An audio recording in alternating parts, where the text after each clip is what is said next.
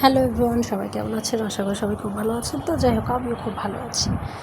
তো প্রচণ্ড বাহিরে রোদ, তার সঙ্গে যে গরম বলার মতো না। তো যাই হোক, মাঝে মাঝে ঘুরতে বের হলে না তখন সব কিছুই ভালো লাগে। তো দেখেন, দেখতে দেখতে আপনাদেরকে সুন্দর একটা জায়গা দেখায়। এটা হচ্ছে আমাদের পাবনা, পূর্বে বলা হতো লক্ষ্মীসাগর, বর্তমান বলা হয় জুবলি ট্যাঙ্ক।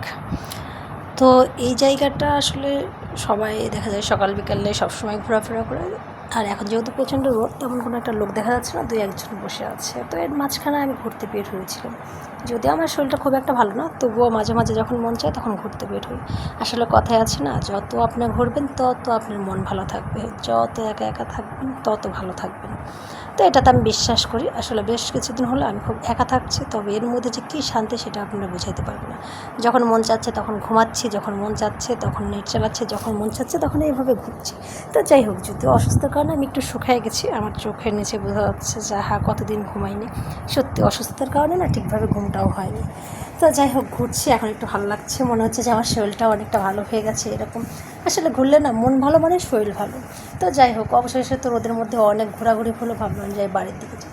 তবে হ্যাঁ, আমি আসলে অকারণে ঘুরি খুব কম।